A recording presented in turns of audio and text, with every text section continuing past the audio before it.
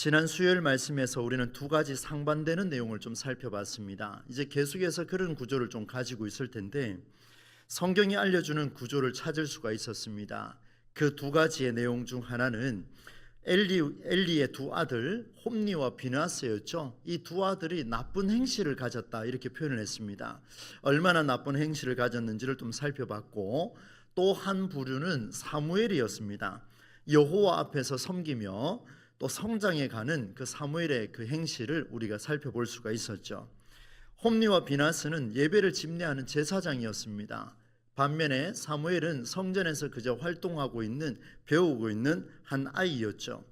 홈니와 비느하스는 백성들이 정성을 다해 준비한 예물을 하나님께 올려드린다라고 하는 자기만의 명분이 있었습니다. 왜 그렇습니까? 예배를 집례하는 자였기 때문에 그렇습니다.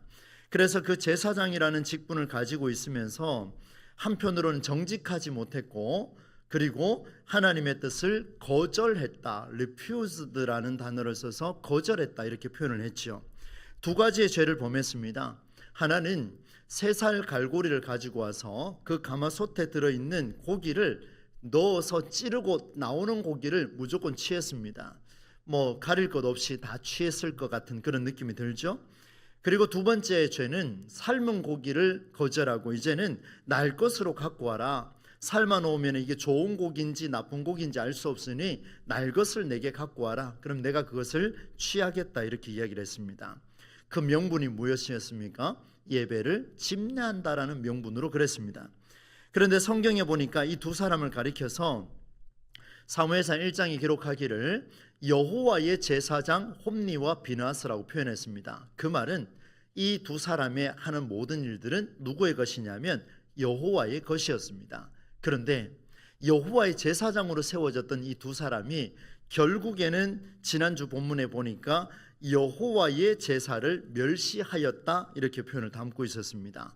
시작과 끝, 여러분 보십시오. 시작은 하나님이 선택하셨는데 끝은 자기만을 위한 제사를 드렸다 그렇게 말씀을 나누었죠. 한편 사무엘은 참 또 놀라웠습니다. 실로 성전 안에서 성장해 가는데 여호와 앞에서 섬기며 성장했다 이렇게 표현하고 있습니다. 참 이 표현 자체가 너무나 거룩한 표현 아니겠습니까? 그래서 저도 지난주에 그 말씀을 보면서 여호와 앞에서 살아가는 것이 어린 시절부터 참 중요하다라는 생각을 했습니다. 그런데 말씀을 깊이 보니까 여호와 앞에서 이 아이가 성장해 가기까지 중요한 역할을 한 사람이 있었는데 그가 누구냐면 바로 그의 엄마 한나였습니다. 한나는 매년 예배를 드리러 올라갈 때마다 작은 겉옷을 지어서 그렇게 가져다 줬습니다. 잔소리하지 않았습니다. 방치하지 않았습니다. 윤리적인 덕목을 가르치지도 않았습니다. 그저 성전 안에 있는 그 아이에게 엄마가 해줄 수 있는 뜨개질에서 작은 겉옷 하나 갖다 주었습니다. 여러분, 동일하게 홈니와 비느하스도 중간 역할을 했고 한나도 중간 역할을 했는데 한쪽은 보니까 백성들이 가져온 예배를 하나님 앞에서 멸시하게 만들었고 또 한쪽은 보니까 그 사무엘로 하여금 하나님 앞에 예배할 수 있도록 작은 겉옷을 지어주며 엄마로서의 역할을 감당했습니다. 두 부류는 너무나 달랐지만 그러나 놀랍게도 한나의 원리가, 한나의 삶이 하나님께서 책임져 주셨다는 것을 볼 수가 있었습니다. 결국에는 사무엘이 여호와 앞에서 살아갈 힘을 제공했던 것은 한나라고 하는 한 여인이었습니다. 그리고 그 여인의 수고를 하나님은 모른 척하지 않았습니다. 결국에는 그녀에게 3아들과 2딸을 낳는 여호와 하나님의 복을 경험할 수 있도록 허락해 주었습니다. 이것이 지난주 본문의 메시지였습니다. 이제 이것을 배경을 가지고 오늘 본문으로 들어갈 텐데 오늘 본문도 역시 두 가지의 패턴으로 한번 좀 살펴보려고 합니다. 먼저 첫 번째 패턴으로는 홈니와 비느하스 그리고 사무엘입니다. 이 두 부류의 사람이 어떻게 그 성전 안에서 살아갔는지를 보여주고 이게 첫 번째입니다. 그리고 두 번째는 하나님이 보낸 사람이 있었습니다. 선지자이겠죠. 그 사람이 엘리 제사장을 찾아와서 말을 전해주는데 하나님의 말씀을 전해주는데 그 말씀을 보니까 복이 아니라 저주였습니다. 기가 막히죠. 제사장이 저주의 이야기를 듣게 됩니다.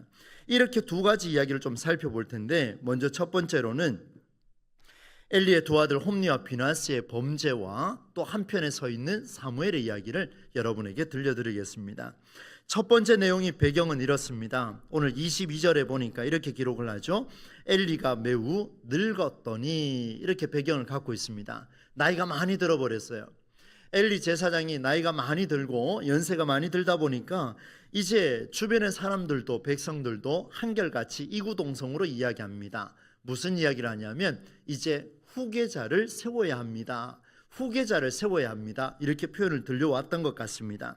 자연스럽게 그의 두 아들 홈리와 비나스에게 이목이 집중됐습니다.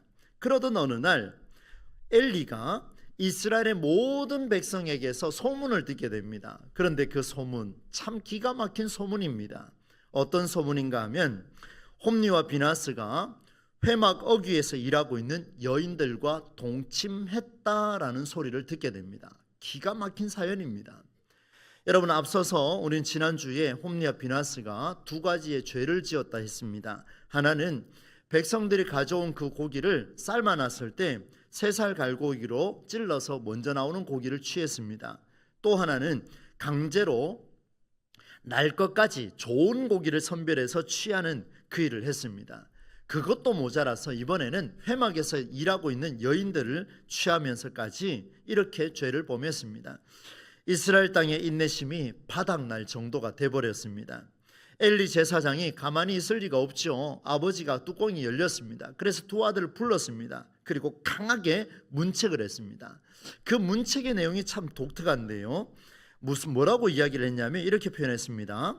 사람이 사람에게 죄를 지으면 하나님께서 그를 위해서 나서서 변호라도 하지만 사람이 하나님께 죄를 지으면 누가 변호할 수 있겠느냐, 이 이야기입니다. 사람이 사람에게 죄를 지으면 하나님이 나서서라도 어떻게 해결을 해주겠는데 너희들 둘이 하는 행동을 보니 하나님께 죄를 지었으니 이제 그 일을 막아줄 사람이 없구나, 누가 막아주겠구나, 이렇게 이야기를 했습니다. 급기야 홈리와 비나스는 아버지의 목소리를 듣지 않습니다. 그리고 여호와께서도 이 두 사람에게 뭐라고 표현하시냐면 이 두 사람을 죽이기로 하셨다. 그렇게 25절에 이는 여호와께서 그들을 죽이기로 뜻하셨다, 이렇게 표현을 담고 있습니다. 여러분, 성경의 기록 속에 우리의 이름이 기록된다면 이런 사람의 이름으로 기록되면 참 부끄럽지 않겠습니까? 어떻든 하나님께서도 결단하신 모습이 드러났습니다. 한편 사무엘은 달랐습니다. 여러분, 26절 한 구절에서만 등장하는데 오늘 본문의 내용이 길게 기록되어 있지만 사무엘에 대한 내용은 딱 한 구절밖에 없습니다. 여러분, 26절 말씀 마치 예고한 듯한 느낌으로 우리에게 전해지는데 완전히 반대되는 메시지죠. 새한글 성경으로 제가 읽어드리겠습니다. 소년 사무엘은 자라가면서 여호와한테서도 사람들한테서도 사랑을 받았다, 이렇게 기록을 하고 있습니다. 오늘 길게 내용을 읽었는데 그 중에 딱 한 구절만 이렇게 소개를 해주고 있습니다. 여러분, 26절 새한글 성경으로 다시 한번 우리 같이 한번 읽어보면 좋겠습니다. 함께 읽겠습니다. 소년 사무엘은 자라가면서 여호와한테서도 사람들한테서도 사랑을 받았다. 여러분, 잘 기억해 두시기를 바랍니다. 여러분, 오늘 말씀의 배경은 엘리 제사장이 나이가 많이 되었다 그랬습니다. 늙었다 표현했습니다. 그 일을 이어받을 후계자가 필요한데 두 아들의 죄가 너무 크고 백성들에게서조차 그 소식을 듣게 됐습니다. 이제 사무엘이 그 일을 맡아야 할 것 같습니다. 성경을 보니까 하나님이 사무엘을 선택하신 것처럼 실제로 선택하셨고 그렇게 배경을 담아두는 게 26절입니다. 그러나 많은 설교를 통하여서 이렇게 하나님이 사무엘을 준비하셨습니다 라는 준비로 메시지가 많이 선포되는데 오늘은 조금 더 깊이 한번 들어가 보려고 합니다. 여러분, 성경이 홈리와 비나스에 대해서 어떻게 평가하는지를 여러분 좀 보셔야 됩니다. 그리고 이 사무엘에 대해서 어떻게 평가하는지도 동시에 우리는 같이 봐야 되겠습니다. 조금 전에 제가 다 말씀을 드렸는데요, 눈으로 여러분 22절로 25절을 빨리 한번 눈으로 따라오시기를 바랍니다. 홈리와 비나스에 대해서 어떻게 평가를 하냐면 엘리가 소문을 들었는데 어떤 소문을 듣느냐, 백성들, 바로 사람들에게서 소문을 들었는데 너희가 악한 짓들을 하고 있다라는 소문을 듣게 되었습니다. 자, 여러분 질문 한번 드리겠습니다. 엘리 제사장이 두 아들의 이야기를 듣게 되는데 누구로부터 이 악한 짓들을 하고 있다라는 소문을 듣게 되었습니까? 이스라엘의 백성들입니다. 백성들은 사람들을 지칭을 하죠. 그런데 25절 끝부분에 가니까 이런 소문을 듣고 있는 엘리 제사장에게 또 성경은 뭐라고 이야기를 하냐면 이는 여호와께서 그들을 어떻게 하신다고 생각을 표현하고 있습니까? 죽이실 거라는 생각을 합니다. 이 기가 막힌 이야기 나온 거예요. 정말 상상을 초월할 이야기 아닙니까? 와, 하나님이 두 아들을 죽여버리겠다라는 표현을 쓰고 있습니다. 실제로 조금 이따 보겠습니다만 엘리 집에 내린 저주에서 이 두 아들이 한날에 죽을 것이다. 아니, 아버지한테 들려지는 소리가 이렇게 지금 들려지는 그 모습이 들려졌습니다.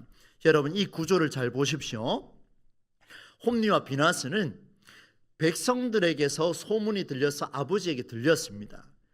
보십시오. 사람들이 먼저 소문을 냈습니다. 그 소문이 들려왔어요. 그리고 하나님이 그 다음에 뭐라고 말씀하셨냐면 죽이기로 작정하셨다. 사람들에게서 출발하여 하나님의 결단이 이루어졌다는 겁니다. 그런데 사무엘은 조금 더 특이합니다. 26절로 조금 전에 봤습니다만은 여러분, 제가 또 질문하겠습니다. 소년 사무엘은 자라가면서 누구한테서도 사랑을 받았다 이렇게 표현했습니다. 한번 맞춰보십시오. 뭐라고 돼 있었습니까? 여호와한테서도 그 다음에 사람들한테서도 사랑을 받았다 이렇게 표현하고 있습니다. 잘 보셔야 됩니다.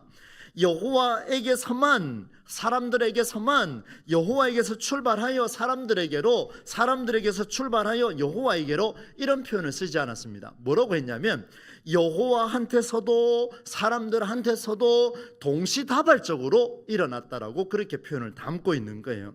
여러분 잘 보셨습니까? 홈리와 비나스는 사람들의 소문에 의해서 들려졌고 하나님이 결단하시고, 이 사무엘에 대해서는 여호와한테서도 사람들한테서도 동시다발적으로 일어났습니다. 여러분, 여기서 아주 중요한 사실이 보입니다. 무엇을 의미하는가 하면 잘 한번 들어보십시오. 사람들한테서 사랑받지 못하고, 사람들에서 사랑받지 못하고 그 사람이 악한 소문의 진원지가 된다면 동시에 하나님도 그에 대해서 좋게 생각하지 않는다라는 메시지입니다. 사람들한테서도 하나님한테서도 동시다발적으로 사랑을 받았다면, 반대로 이야기하면 하나님한테서도 사람들한테서도 동시다발적으로 사랑받지 못할 수도 있다는 거예요. 그런데 그걸 증명하는 게 뭐냐면 바로 홈리와 비나스가 보여줬습니다. 왜요? 사람들한테서도 사랑받지 못하니까 누구에게도 사랑받지 못한다고요? 살아계신 하나님께도 사랑받지 못하는 거예요. 근데 그 정도가 어느 정도였습니까? 하나님이 그들을 죽이겠다라고 작정까지 하시는 이런 일이 벌어진 거예요. 사랑하는 성도 여러분, 이제 우리 자신들을 한번 점검했으면 좋겠습니다. 여러분, 예수 믿지 않는 사람은 일단 두 번째 문제입니다. 이건 지금 예수 믿는 사람들이 보고 있는 성경이지요, 저와 여러분에게 주시는 메시지입니다. 여러분, 우리가 사람들한테 사랑받지 못하고 있다면, 주변의 성도들에게 사랑받지 못하고 있다면, 내 자녀들로 인하여서 내가 인정받고 사랑받지 못하고 있다면, 내 부모에게 인정받지 못하고 있다면, 여러분 자신을 점검하시기를 바랍니다. 무엇을요? 나의 신앙이 굉장히 위험한 지경으로 가고 있다는 것을 보여주고 있다는 것을 이 말씀이 보여줍니다. 얼마나 지금 두려운 이야기입니까? 여호와께 사랑받고 있다면 사람들한테도 사랑받아야 됩니다. 내가 하나님 앞에서 신앙생활을 열심히 하고 있다면 주변 사람들로부터 인정받을 수밖에 없습니다. 왜냐하면 한번 들어보시겠습니까? 하나님은 주님께서 창조하신 생명을 가장 귀하게 여긴다 그랬습니다. 공중의 새보다도 들의 백합화보다도 그 다음에 들에 있는 들풀보다도 귀하게 여기신다고 우리 주님이 말씀하셨습니다. 양 100마리 중에 99마리가 내 주위에 있고 한 마리를 잃어버리면 우리 주님이 어떻게 하신다 그랬습니까? 그 한 마리를 찾으러 가겠다 그랬습니다. 한 마리가 얼마나 소중하고 귀중하면 그 생명 하나를 위해서 그렇게 가겠다 그랬습니다. 그렇다면 우리 하나님께서 그렇게 말씀하시고 우리 주님이 그렇게 말씀하셨다면, 우리가 정말 바른 기독교 신앙을 살아가고 있다면, 여러분 하나님을 사랑하는 자로 살아가고 있다면 주변의 성도들한테서도 사랑을 받는 게 굉장히 지극히 성경적이라는 것을 말씀해 주고 있습니다. 굉장히 두렵지만 그러나 사랑받는 길을 보여주셨습니다. 사람들에게 사랑받는다면, 성도들에게 사랑받는 삶을 살아낸다면 그것이 믿음의 삶으로 연결될 수 있다는 사실을 보여줬습니다. 교회에 와서 열심히 예배하고 열심히 기도하고 주여 하고 부르짖고 우리가 간구하고 있지만 돌아가서 내 자녀에게 사랑받지 못하고 내 배우자에게 내가 인격적으로 대접받지 못하고 내가 주변의 사람들에게 여전히 내가 허덕이고 있다면 내 신앙은 여전히 성전 안에 갇혀 있다는 것을 보여주고 있습니다. 우리의 기독교 신앙은 성전 안에 갇혀 있는 게 아닙니다. 언제나 멀리 퍼져가게 되어 있습니다. 그러니까 사람들에게 인정받으니까 하나님도 동시적으로 인정해 주시고, 하나님께 인정받으니까 동시에 사람들도 인정해 주고, 여러분 이 삶이 쉬운 것 같지요? 굉장히 어렵습니다. 그래서 오늘 저와 여러분은 이 말씀 붙들고 훈련을 다시 한번 이어가야 되겠습니다. 그래서 저는 이 첫 번째 단락에 마무리를 이렇게 적었습니다. 신앙은 믿음의 삶이다. 믿음의 삶은 성경의 정신이다. 그러나 이퀄 삶이다. 이렇게 적었습니다. 삶이 묻어나야 됩니다. 내 삶은 철저하게 성경의 정신으로 이렇게 우리가 입혀져 있다면 그 정신은 흘러나올 수밖에 없다는 것을 보여주게 되죠. 이제 두 번째 이야기를 좀 나누도록 하겠습니다. 여러분 27절로 36절까지 그 내용을 보면 여러분 읽을 때 다 이미 눈치챘을 겁니다. 내용을 보니까 평생 제사장으로 수고했는데 하나님이 보내신 하나님의 사람이라는 게 찾아와 가지고 한다는 이야기가 하나님의 뜻을 전해주는데 복이 아니에요. 처음부터 끝까지 그냥 저주밖에 없습니다. 저주라고 해도 과언이 아닐 정도죠. 상당히 두려운 메시지입니다. 하나님의 말씀입니다. 들어보십시오.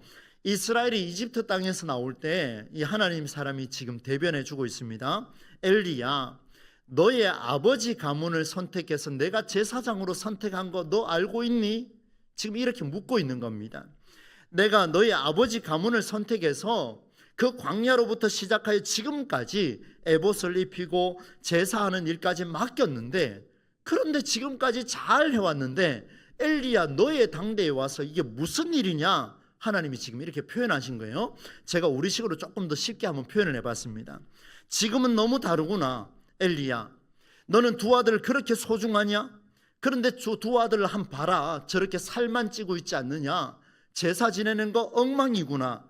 나도 더 이상 지켜볼 수가 없구나. 이렇게 지금 전달했습니다. 이제부터 너희 집안에 나이가 든 어른이 없을 것이다. 여러분 어른이 없다는 이야기 무슨 이야기입니까? 장수의 복은 끝났다는 겁니다. 더 이상 어른이 없다는 거예요. 이스라엘이 형통할 때 너희 집안은 고생할 것이다. 제사장 가문이 여러분 성경 안에 고생한다는 표현이 제가 봐는 지금 엘리 가문 외에는 지금 본 적이 없는 것 같습니다. 여러분 한번 보십시오. 너를 위해서 그러나 중요한 사실이 하나 있긴 있는데, 그러나 너를 위해서 나의 제단으로부터 사람은 끊지 않을 것이다. 이렇게 표현을 담고 있습니다. 조금 있다가 또 구체적으로 말씀을 드리겠습니다. 그럼에도 너는 눈이 흐릴 것이다. 마음이 아플 것이다. 그리고 너의 집안 후손은 다시 그 제사장 가문을 찾아와서 우리도 제사장 가문이니까 제사장직을 하나 변두리라도 하나 주십시오. 그래서 그걸 우리가 감당할 수 있도록 허락해 주십시오. 이렇게 간청하는 것도 너가 보게 될 것이다. 그리고 너의 집안 후손은 모두 죽을 것인데 너의 두 아들 홈리와 비나스는 한날에 같이 죽을 것이다. 이렇게 표현을 했습니다. 생각만 해도 끔찍한 일들입니다. 그래서 여러분 이 본문을 가지고 설교하기란 굉장히 어렵지요. 그런데 이 본문의 맥을 여러분 잘 보셔야 되는데요. 내용을 보면은 이 엘리 집안을 향한 하나님 메시지가 굉장히 날카롭습니다. 두렵게 느껴질 정도로 하나님이 쌍칼을 들고 휘젓고 있는 그런 모습이 느껴질 정도입니다. 그런데 내용을 다시 한번 자세히 정독할 필요가 있습니다. 하나님의 마음이 스스로 한 약속을 파기하고 변해버린 그 시점이 언젠가를 보면은 여러분 이 메시지가 얼마나 우리에게 도전이 되는지를 알 수 있습니다. 30절 말씀을 우리 같이 한번 읽어볼 텐데요. 새 한글로 한번 띄워주십시오. 네, 이러므로부터 같이 한번 읽어보겠습니다. 시작. 이러므로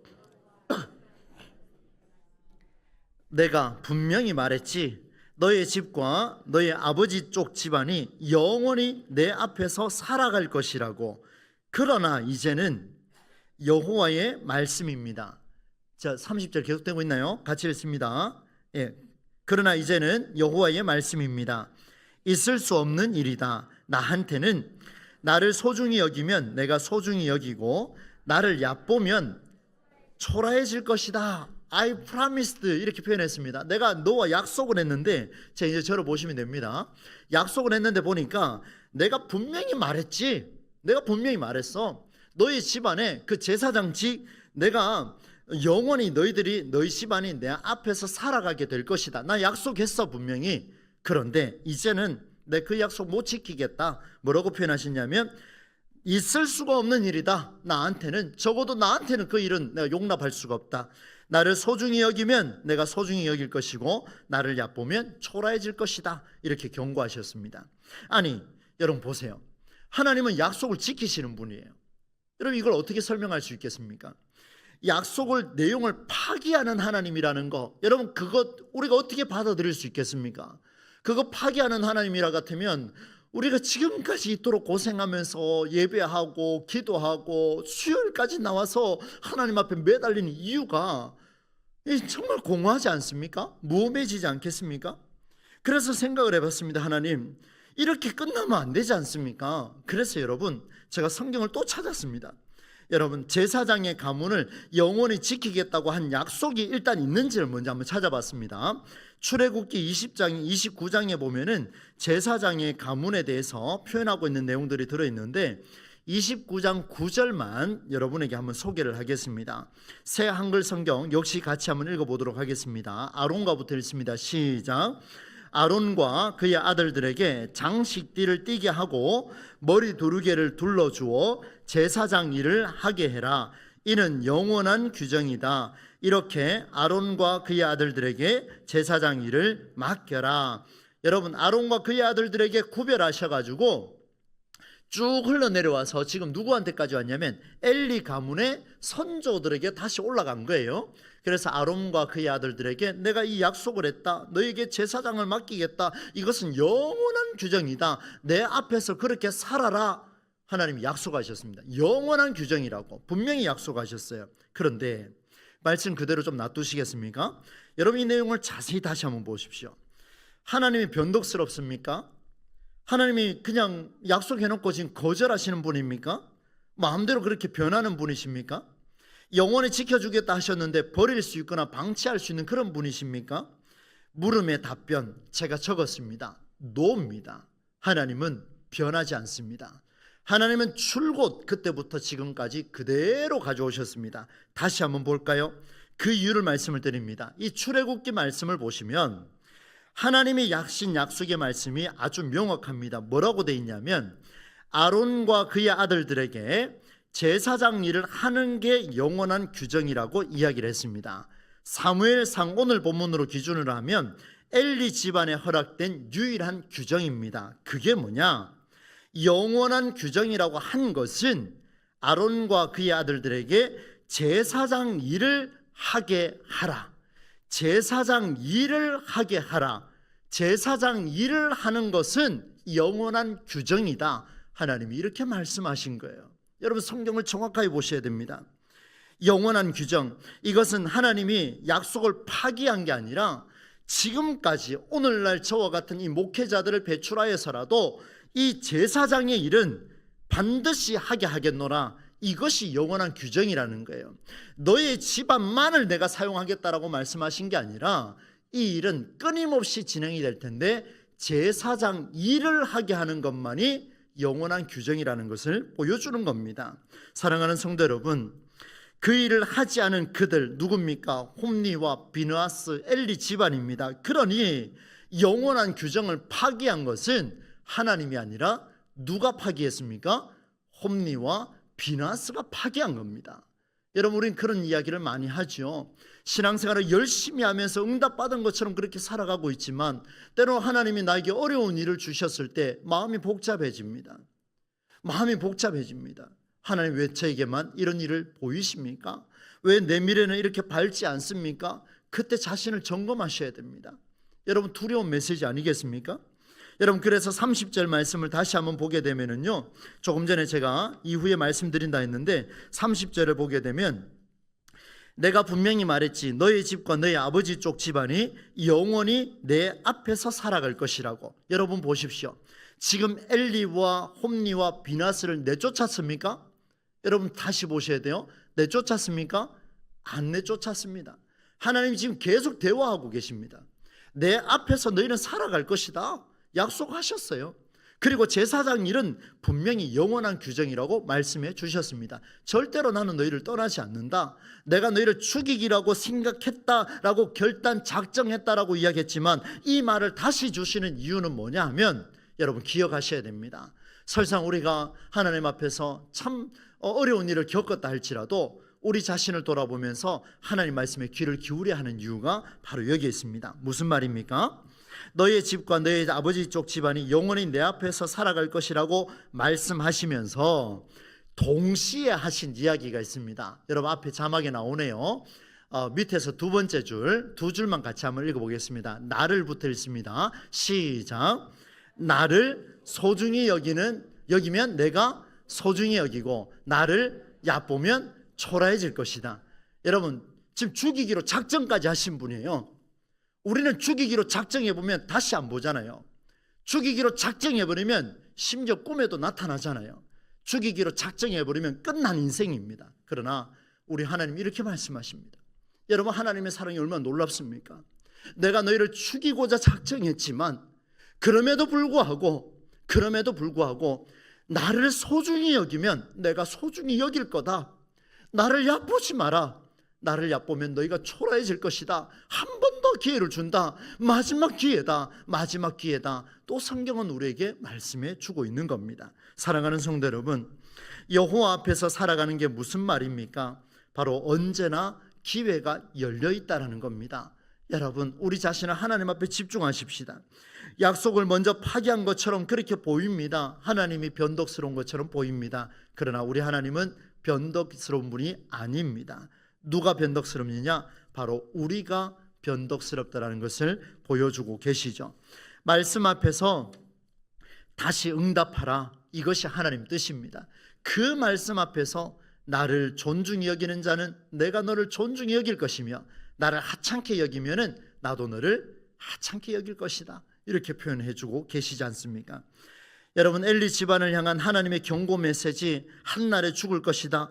이때만 해도 하나님 앞에 돌이켰다면 어떤 일이 생겼겠습니까? 하나님은 더 큰 역사를 만들어 가셨을지도 모르겠습니다. 그 일은 오늘 우리에게도 주어졌습니다. 하나님의 따뜻함이 묻어있는 메시지였습니다. 오늘 말씀을 다시 한번 정리하겠습니다. 두 가지로 말씀을 드렸습니다. 첫 번째는 오늘 우리의 신앙이 주위 사람들에게 어떤 소문으로 들리는지를 여러분 잘 보셔야 합니다. 우리 한국 사람들은 예의가 참 바르지요. 속에 이만큼 뿔따구가 나도 앞에 서서는 어떻게 이야기합니까? 웃으면서 대화하지요. 참 대단한 것 같습니다. 웃으면서 대화할 때 그 대화를 들을 때 잘 들으셔야 합니다.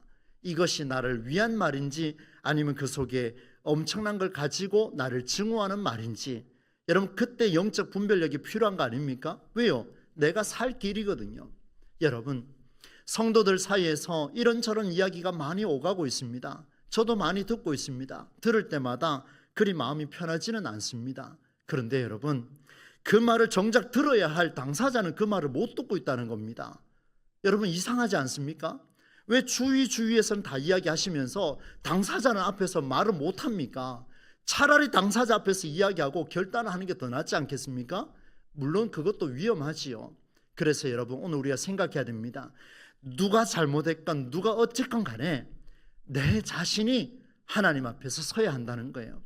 나를 향해서 주위에 어떤 소문이 들리는지 좋은 소문 나쁜 소문 이런 거 지금 신경 쓰지 말고 나는 하나님 앞에서 그 소문이 들려올 때에 내 신앙이 옳은지 그리고 내 신앙이 지금 옳다고 생각하며 살아가는 동시에 나는 사람들에게 사랑받고 있는 존재인가 스스로 물어보시기를 바랍니다. 저 역시 마찬가지입니다. 저도 여러분에게 사랑받고 있는지 아닌지는 저 자신을 돌아보면 금방 알 수 있습니다. 오늘 우리에게 주신 하나님의 명령이죠.